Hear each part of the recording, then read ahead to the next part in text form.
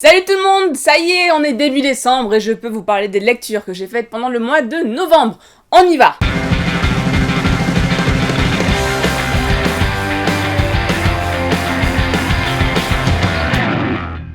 Et j'ai commencé mon mois de novembre avec Celle qui a tous les dons, une très bonne lecture que j'ai vraiment aimée. Dans ce livre, on y suit Mélanie, une jeune fille qui a une enfance un peu particulière. Elle vit dans une cellule, à chaque fois qu'on crie « Transit !», il faut qu'elle se mette sur un fauteuil. Et là, des gens l'attachent pour l'amener en salle de cours, et elle est un peu sanglée de partout, mais même du front, des bras, partout. Tout ça pour qu'elle ne puisse voir que le tableau et qu'elle ne puisse pas bouger la tête. Très vite, on comprend que Mélanie est un peu particulière. On se situe dans un monde qui est post-apocalyptique. Il y a eu des zombies qui ont éclos un peu de partout, on va dire, sauf qu'ils ne sont jamais nommés zombies, ils sont nommés affamés. Et Mélanie, c'est un peu l'entre-deux, est un peu un mélange entre un humain et un zombie. Au tout début du roman, la situation dégénère et en fait, le bunker dans lequel se cachait Mélanie, ses profs, tout ça, etc. va être en gros détruit. Mélanie va se retrouver avec quelques humains dans un petit fourgon, dans une petite voiture, et va devoir vivre un espèce de road trip. Sauf que comme je vous l'ai dit, elle est à demi affamée, donc bien sûr ça va lui poser pas mal de soucis, et c'est un livre qui est vraiment touchant, et on se demande constamment où est la vraie humanité, qu'est-ce qui fait de nous des êtres humains ou pas.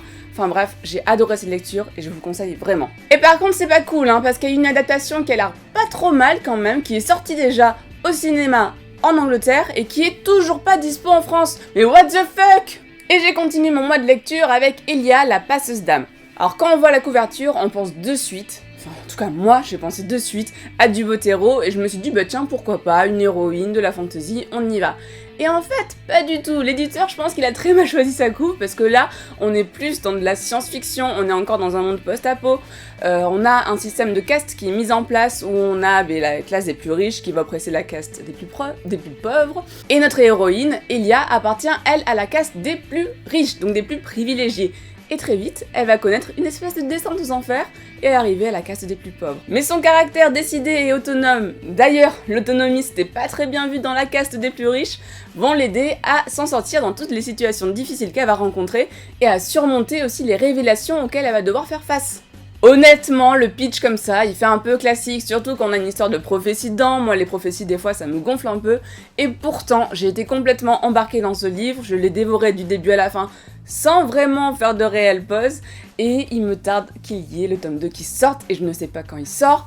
Mais c'est pas grave, c'était encore une bonne lecture, donc j'étais contente. Je ne vais pas trop m'étendre dessus, mais avec Timothée, on a lu aussi des livres et des comics qui concernent les pays du Nord, parce qu'on était en voyage là-haut, tout là-haut. On a lu notamment Odd et les géants de glace, Northlander et Black Road. On a fait une vidéo spéciale sur ces 3 livres pour vous en parler en détail, je vous invite à aller la voir, et moi, je passe au suivant. Et pour terminer, j'ai commencé et je n'ai pas encore fini le premier livre de la trilogie des Joyeux Noirs, La fille du sang de Anne Bishop. C'est un livre dont on m'avait dit tellement de bien que je me suis dit entre Celle qui a tous les dons, que j'ai adoré, et Il y a la passeuse d'âme, où j'ai passé un super moment, les autres livres qui parlent du Nord qui m'ont aussi beaucoup plu, bah allez, on continue sur une bonne lancée, on y va. Et bah finalement, je suis un peu entre deux. On est dans une société matriarcale, et qui pour autant n'est pas bienfaitrice et généreuse comme on pourrait le croire et le décrire quand il s'agit de décrire des sociétés à l'opposé du schéma que nous on connaît. Là ici, on a affaire à un univers où la magie est très important, où les femmes contrôlent tout le pouvoir et vont faire en sorte aussi d'entraver les hommes, mais quand je parle d'entraver, c'est genre physiquement, on leur met un anneau autour de... Enfin, vous voyez quoi, pour pouvoir les contrôler et leur faire du mal, et pouvoir aussi contrôler leurs dons de magie comme ça, tu vois, c'est vachement bien. Donc il y a un gros cercle vicieux qui se crée, parce que les hommes sont dominés par les femmes, qui du coup, les hommes, ils essayent un peu de se venger en allant voir des petites jeunes et les violer, ou en tout cas leur faire beaucoup de mal, à une période où leur magie se développe pour les casser, et que leur magie ne se développe pas autant. Enfin bref, c'était assez vicieux comme introduction, comme histoire. En dehors de cet univers un peu vicieux, on comprend très vite qu'il y a plusieurs mondes en fait qui sont pas parallèles mais qui vivent un peu les uns à côté des autres, et on comprend très vite que l'auteur ne va pas beaucoup nous en dire plus et ne va pas nous expliquer, nous donner toutes les clés dès le départ pour comprendre cet univers. Par contre, on sait que tout tourne autour d'un personnage central qui est celui de Janelle, qui se révèle être la prochaine sorcière mais avec un grand S, genre celle qui aura tous les pouvoirs. Et du coup, y a pas mal de gens qui vont graviter autour d'elle et qui vont essayer de l'influencer, ou en tout cas de l'accompagner dans son initiation.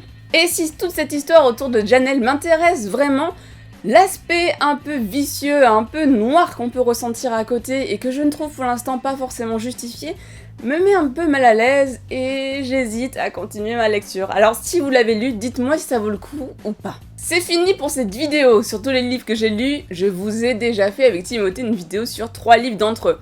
Il y a La Passeuse d'âme ou Celle qui a tous les dons, où je me dis que ça pourrait être intéressant de faire une vidéo dédiée aussi, mais je ne sais pas trop laquelle. Alors si vous avez une préférence, n'hésitez pas à me le dire en commentaire. Et dites-moi aussi s'il faut que je termine ce premier livre de la trilogie des Joyaux Noirs, ou est-ce que ça va continuer à être un peu vicieux et est-ce que je vais continuer à être mal à l'aise et dans ce cas il vaut mieux que j'arrête et que c'est pas un livre pour moi, tant pis, ça arrive. J'attends vos commentaires avec impatience, n'hésitez pas à vous abonner à la chaîne, à nous suivre aussi sur les réseaux sociaux parce que nous sommes présents sur Facebook et Instagram. N'hésitez pas à nous faire plein de pouces en l'air, plein de bisous et on se revoit très vite. À la prochaine. Sur l'épée. Où la magie tient un